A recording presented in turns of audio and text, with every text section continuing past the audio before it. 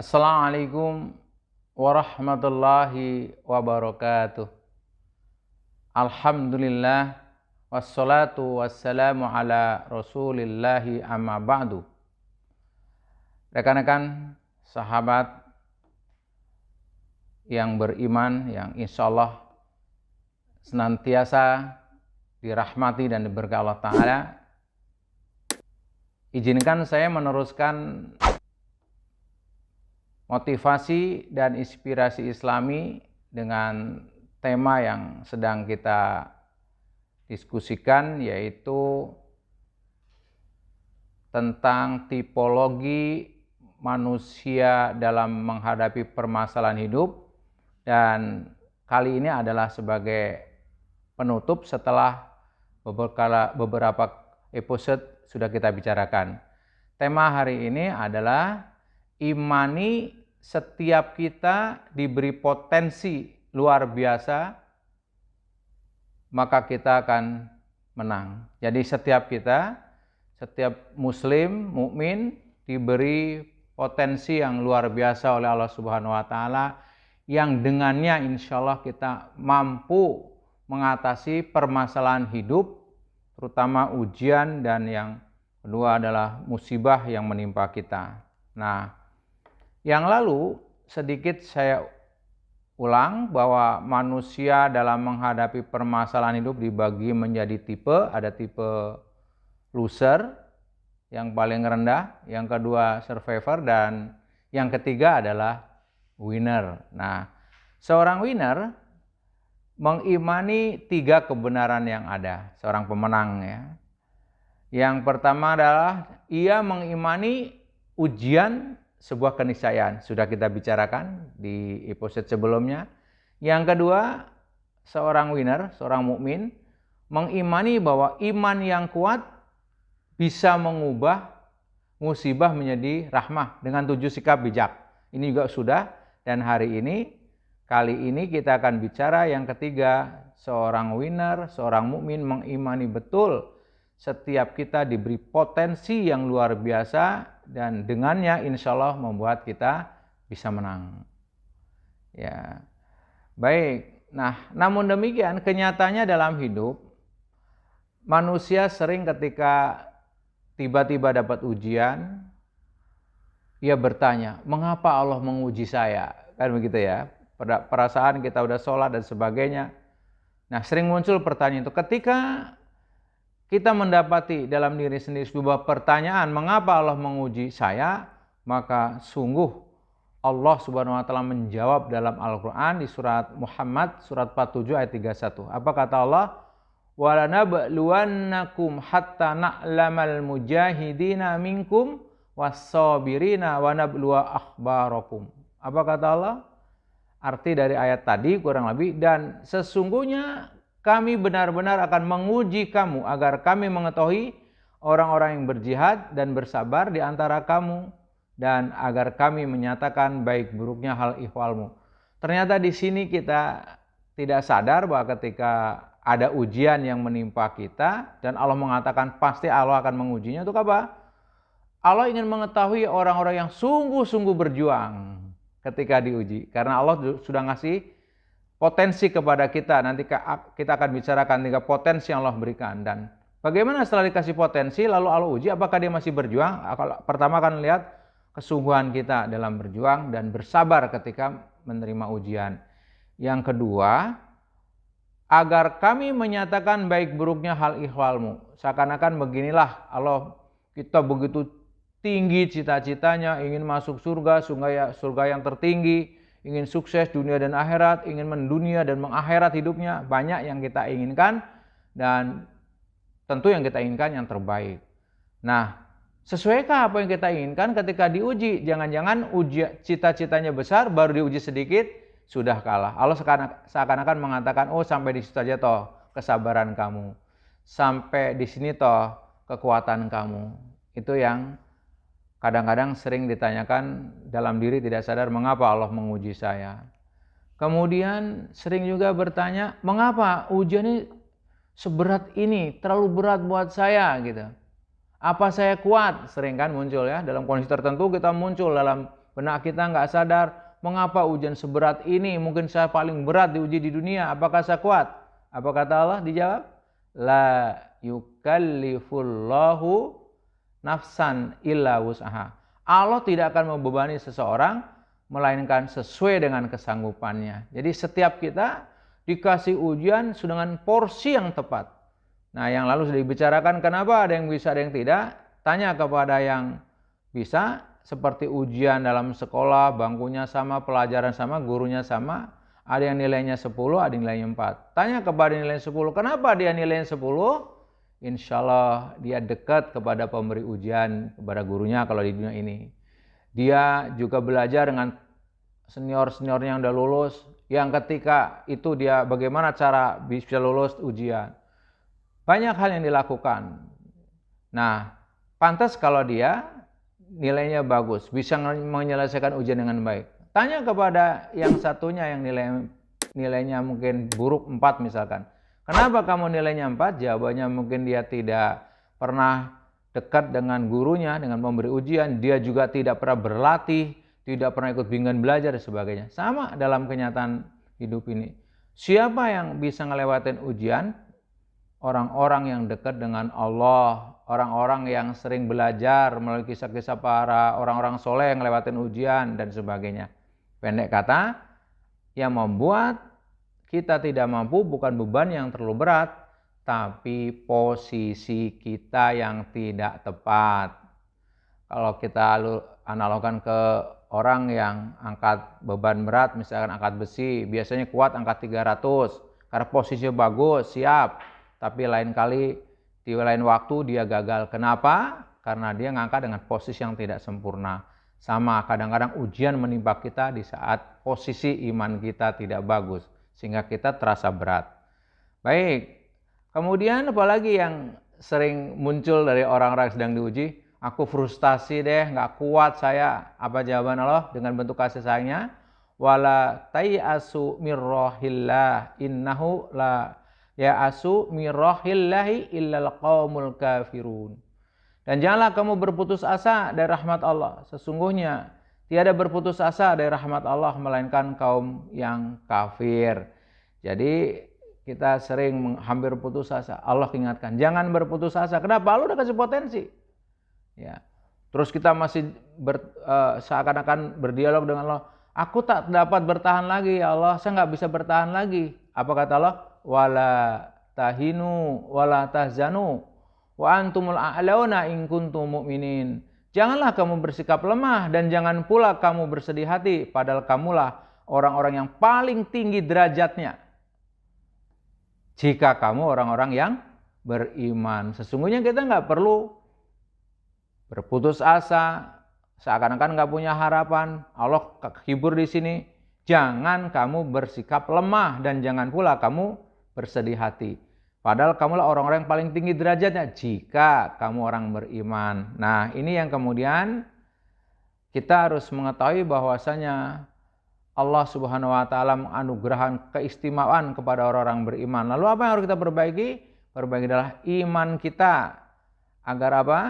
Agar iman kita menjadi iman yang kuat. Dengan iman yang kuat, maka bisa mengubah musibah menjadi rahmah. Dan perlu kita ketahui bahwa Allah Subhanahu wa taala, kita harus mengimani betul dengan yang iman yang kuat tadi, mengimani bahwa sebagai manusia adalah makhluk yang sempurna. Jadi bukan, mohon maaf, Allah menciptakan kita ala kadarnya, mohon maaf, sempurna sudah. Dikasih potensi. Mari kita lihat di mana sempurnanya. Allah berfirman yang pertama di surat At-Tin, surat 95 ayat 4. Laqad khalaqnal insana fi ahsani taqwim. Sungguh kami telah menciptakan manusia dalam bentuk yang sebaik-baiknya. Ini ayat pertama yang kita baca. Allah telah menciptakan sebaik-baiknya manusia, tidak ada cacat sama sekali. Dan kalaupun dalam kenyataannya ada manusia yang tidak seperti manusia yang lain, tentu dalam kesempurnaan Allah bagaimanapun juga Allah lebih tahu kenapa menciptakan demikian. Kemudian yang kedua, Allah Subhanahu wa taala berfirman di surat Al-Isra, Surat 17 ayat 70. Walaqad karramna bani adama wa hamalnahum fil barri wal bahri wa razaqnahum minat thayyibati wa faddalnahum ala katsirim mimman khalaqna tafdila. Dan sesungguhnya telah kami muliakan anak-anak Adam. Kami angkut mereka di daratan dan di lautan. Kami beri mereka rizki dari yang baik-baik. Dan kami lebihkan mereka dengan kelebihan yang sempurna atas kebanyakan makhluk yang telah kami ciptakan. Allah ciptakan manusia, kita semua sebagai manusia, dengan diberi kelebihan yang sempurna. Dan potensi apa aja yang Allah berikan kepada kita sebagai bentuk bahwa kita adalah manusia diciptakan dengan sempurna. Allah ketika memberi ujian tidak pernah melebihi kapasitas kita yang selalu bisa melewati. Nah, karena dengan Allah memberikan potensi ini, insya Allah dengan potensi inilah kita bisa menyelesaikan seluruh urusan kita di dunia dari berbagai permasalahan hidup. Jadi yang perlu kita ingat bahwa ketika Allah menciptakan kita lahir ke dunia, lalu Allah berikan kepada kita 3 potensi. Yang pertama adalah hati, Allah ciptakan untuk kita, hati nurani yang di sini maksud. Yang kedua akal atau pikiran. Yang ketiga fisik atau jasmani. Yang perlu kita ketahui, hati yang dimaksud di sini bukan saja hati yang artinya lever, bukan itu, tapi hati yang software adalah jantung. Jantung, di jantung itu ada nempel satu namanya hati nurani yang kita nggak bisa ngelihat, tapi bisa merasakan. Ya. Nah, Rasul menggambarkan bahwa hati rohani seperti jasmani yang kalau dia baik-baik semua. Dalam sebuah hadis Rasul mengatakan bahwa dalam tubuh manusia ada segumpal daging yang kalau dia bagus maka baguslah semua tubuhnya, tapi kalau dia rusak semua. Apa itu? Al-qalb, yang dimaksud di sana adalah jantung yang bisa mengembang, ya, terus membolak-balik. Karena itu ada doa dari Rasul, ya muqallibal qulub tsabit qalbi ala dinik. Wahai Allah yang bolak-balikan hati, balikan hati saya ke dalam agama Allah. Artinya apa? Hati secara hardware ada di jantung, softwarenya hati nurani. Yang kedua akal. Akal ada di mana nempelnya? Di otak. Manusia ketika dioperasi bisa dilihat otaknya, tapi nggak bisa dilihat pikirannya, tidak bisa dilihat akalnya. Demikian pula kalau fisik jelas kita bisa lihat. Mari kita lihat. Lalu hati yang seperti apa yang dengannya insya Allah Ta'ala bisa kuat, sanggup mengubah musibah menjadi rahmah, sanggup menjadi pemenang. Ternyata hati yang dimaksud di sini adalah hati yang bening, atau bahasa saya bening hatinya. Kenapa? Analognya adalah hati yang bening, terang, indah, mempesona. Jadi ada hal kecil pun kalau dianalogkan seperti akuarium gitu, akuariumnya bersih, di dasar akuarium ada ikan yang bagus kelihatan. Tapi sebaliknya hati yang kotor, keruh, gelap, kusam, ada berlian pun nggak kelihatan. Itu ya, jadi hati bening hati namanya.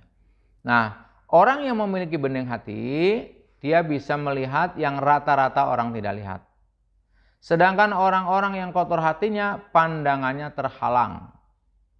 Lalu kalau dia bisa melihat yang rata-rata orang lain tidak lihat, bagaimana? Kalau dia sudah bisa melihat yang rata-rata orang tidak lihat, maka ia akan melakukan yang rata-rata orang tidak lakukan. Kalau dia sudah melakukan yang rata-rata orang tidak lakukan, maka dia akan menikmati yang rata-rata orang lain tidak nikmati. Misalkan kaitan dengan ujian. Orang-orang biasa yang tidak beriman, bagi dia adalah ujian sangat merisaukan dia, membuat dia stres, depresi dan sebagainya. Karena bagi dia ngelihat ujian semata-mata ujian ada masalah. Tapi orang bening hati tidak. Melihat ujian, misalkan sakit dipandang bagi orang-orang yang bening hati, yang orang lain tidak memandangnya, adalah sebagai obat sesungguhnya. Hati sakit bagi orang yang bening hati dilihat sebagai obat. Obat apa? Obat kelalaian. Yang kedua, sakit bagi orang bening hati adalah zikrullah. Dengan sakit dia menjadi mudah berzikir kepada Allah. Yang ketiga, sakit bagi orang bening hati adalah istighfar. Karena dengan banyak sakit dia banyak istighfar. Sakit bagi orang-orang yang bening hati dia melihat adalah sebagai doa yang mustajab. Dan sakit bagi orang bening hati adalah satu anugerah di mana seakan Allah ngasih tahu agar dengan sakit itu dia mempersiapkan diri kalau Allah ambil dirinya. Sakit bagi dia adalah taubatan nasuha. Banyak sekali. Itu baru ujian. Jadi hati yang seperti apa yang bisa membuat musibah menjadi rahmah adalah orang yang memiliki bening hatinya. Dengan bening hati dia bisa melihat yang rata-rata orang tidak lihat. Setelah dia melihat yang rata-rata orang tidak lihat, dia mau melakukan yang rata-rata orang tidak lakukan, maka dia akan menikmati yang rata-rata orang tidak nikmati. Dia sakit, dia melihatnya adalah sakit bagi dia adalah penggugur dosa. Maka betapa bahagianya dia sakit, dia melihat sakit adalah doa yang makbul, maka dia gunakan selama sakitnya untuk memohon kepada Allah Ta'ala. Ini baru dari bening hatinya. Kemudian potensi yang kedua adalah dikasih oleh Allah Subhanahu wa Ta'ala kita akal, atau menyebutnya lagi apa? Fikiran. Dan ada di mana fikir atau akal itu? Ada nempel di otak. Jadi otak itu hardware-nya, software-nya adalah fikir atau akal. Nah, sebagai gambaran betapa hebatnya otak kita, para ahli berbicara bahwasanya menurut penjelasan para ahli seperti yang dikutip oleh Gordon Dryden dan Dr. James Foss, apa kata mereka? Otak manusia memiliki 1 triliun sel otak.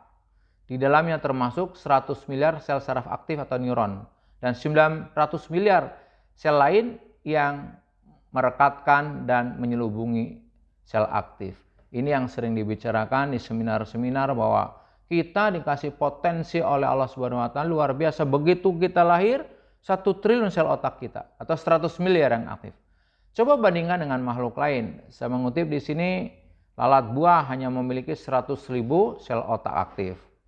Tikus hanya memiliki 5 juta. Kera memiliki 10 miliar. Kita 100 miliar. 1 triliun kita. 1 triliun sel otak. Jadi ini luar biasa. Artinya kita bersyukur ditakdirkan sebagai manusia yang memiliki kemampuan yang luar biasa. Dengan begitu lahir, kita dititipi Allah 1 triliun. Dengan kata lain, kita semua, Anda adalah orang yang memiliki potensi luar biasa karena kita semua, termasuk Anda dan semua rekan-rekan, memiliki 100 miliar sel otak sejak lahir yang aktif tadi. Nah, menariknya adalah manusia modern baru menggunakan sekitar 4-8% dari kemampuan otaknya. Jadi orang-orang menemukan ini, menemukan itu baru menggunakan sekitar 8%. Artinya apa? Ada 92% wilayah terbesar dunia yang belum tergarap, yaitu apa? Otak kita. Ini yang sering kita lupa. Jadi mestinya kita dengan ujian yang ada, dengan potensi yang Allah berikan kepada kita, memberi peluang untuk ikhtiar yang lebih maksimal, ikhtiar yang lebih dahsyat, karena apa? Dengan potensi yang ada dan kita tidak mudah menyerah. Dan beberapa testimoni yang saya coba ambil, misalkan saja yang sangat luar biasa dan sudah pernah orangnya datang ke Indonesia, lalu di berita-berita baik di medsos yang bentuk buku gitu ya, apa media dalam bentuk majalah, buku sering dimuat, yaitu Syekh Ammar Bugis. Bagi dia, dengan segala potensinya ada, kalaupun dia ditakdirkan sesuatu yang tidak seperti sempurna orang lain, tapi tetap luar biasa karena potensi yang Allah berikan kepada dia.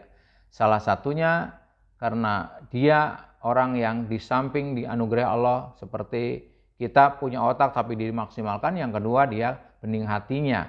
Dia melihat yang rata-rata orang tidak lihat. Dengan bening hati tadi digambarkan lapang. Jadi kalau tanya, kalau saya sering mengilustrasikan, sesungguhnya antara musibah, ujian, problematika manusia dengan benda itu mirip, yaitu sifatnya relatif. Kalau katakan Bapak Ibu masuk di kamar mandi, Bapak Ibu di kamar mandi ada tikus segede kucing, hampir semua mengatakan ada tikus besar. Tapi ketika tikusnya dibawa ke bandara, taruh tengah-tengah lapangan pesawat terbang, maka orang akan mengatakan tikus segede kucing di tengah lapangan pesawat terbang menjadi kecil. Demikian pula ujian yang menimpa kita. Ujian yang menimpa kita relatif. Kalau ujian itu menimpa kepada orang-orang hebat, yang lapang dadanya, yang bening hatinya, problem besar kelihatan kecil.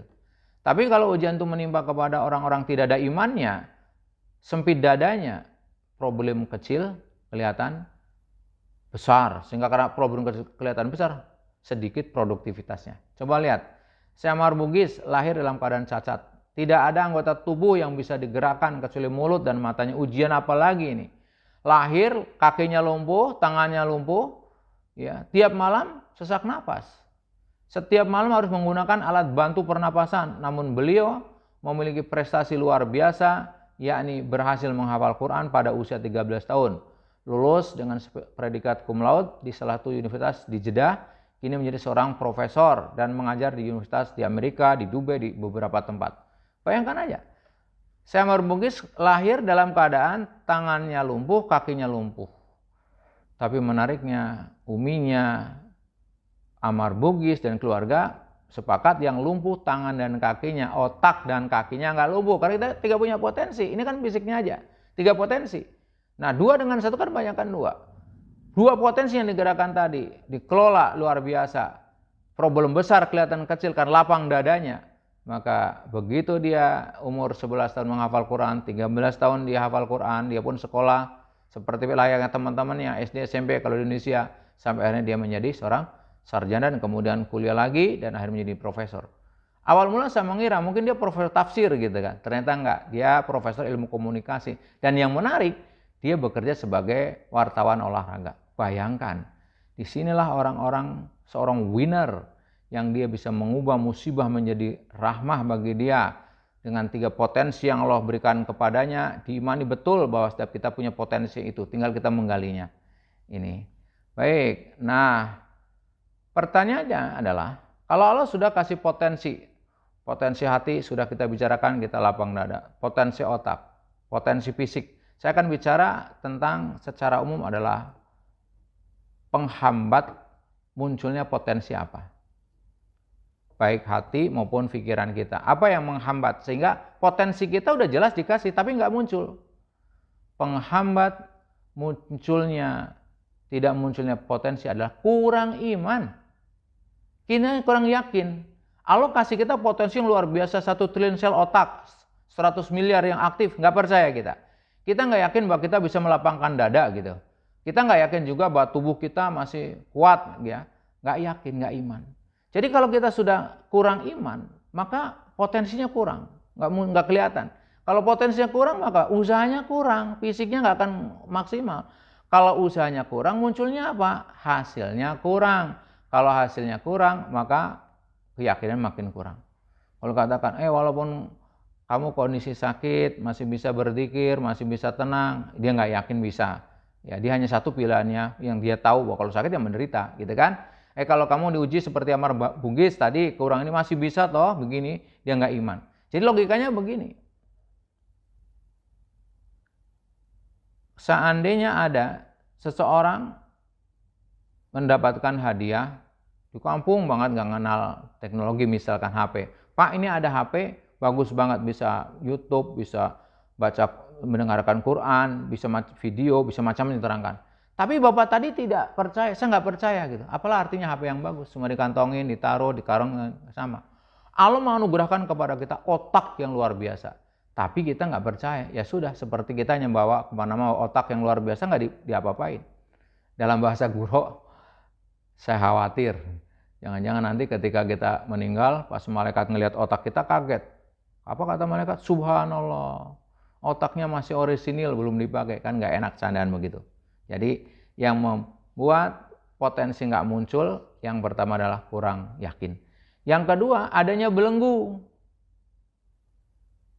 Belenggu, saya mengambil analog, misalkan ada seorang pawang gitu. Ini bukan pawang hujan, pawang gajah misalkan. Dia ke hutan, mencari gajah misal saja dengan alat yang canggih, mungkin panah yang mengandung apa di situ ya, bisa kalau orang gajah kena tembak itu kayak dimasukin obat bius gitu. Misalkan betul itu alatnya, ditembak gajah yang muda, ditembak kena obat biusnya, ketembak, langsung lulet tidur dia dengan timnya dibawa ke kandang, sampai di kandang diikat kakinya dengan rantai, kemudian jam makan dikasih makan gitu kan. Kalau udah bangun dikasih makan dan sebagainya. Gajah tentunya setelah siuman sampai di kandangnya pawang tadi berusaha untuk lari, tapi dia tidak bisa. Kenapa? Kakinya dirantai. Dia berusaha lagi, tapi tetap pawangnya ngasih makan. Dia mau lari, tetap nggak bisa. Nah, lama-lama dia berpikir, saya nggak bisa lari gitu kan. Begitu nggak bisa lari, sudah dia nggak berusaha lagi. Pawangnya tahu kalau dia nggak mau lari lagi, maka tali rantai tadi diganti dengan tali biasa. Gajah nggak lari. Kenapa sekarang gajah nggak lari? Gajah sudah terbelenggu.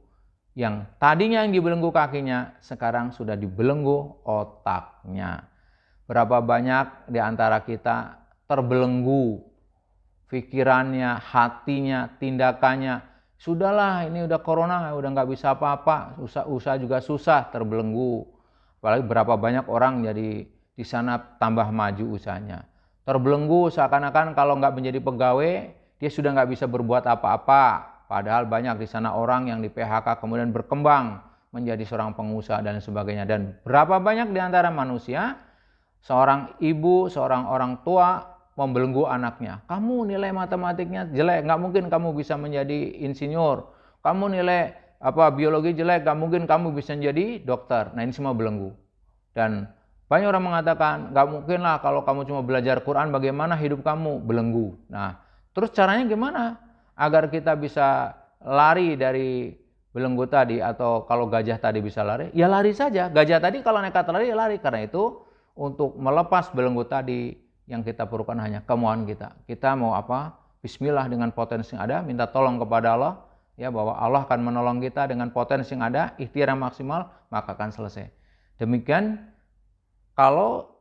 juga ketika kita mendapat ujian, berarti insya Allah ujian yang menimpa kita dengan mengimani 3 potensi yang ada pada diri kita, imani bahwa kita punya hati yang dengan itu bisa kita lapang dengan bening hati, kita punya fikir, dengan fikir itu kita akan gunakan pikiran kita dengan maksimal, dan tentunya kita punya fisik yang dengan itu kita bisa melangkah. Insya Allah pada akhirnya kita bisa mengubah musibah menjadi rahmah, dan akhirnya kita menjadi winner. Dengan mengimani kebenaran adanya potensi yang luar biasa pada diri kita, maka kita akan unggul. Demikian, mudah-mudahan bermanfaat. Tuntas sudah tema besar kita tentang tipologi manusia dalam menghadapi hidup. Semoga kita digolongkan oleh Allah Subhanahu wa taala menjadi seorang winner yang bisa mendunia dan mengakhirat, bisa sukses tanpa batas dengan izin Allah, dengan mengubah musibah menjadi rahmah. Assalamualaikum warahmatullahi wabarakatuh.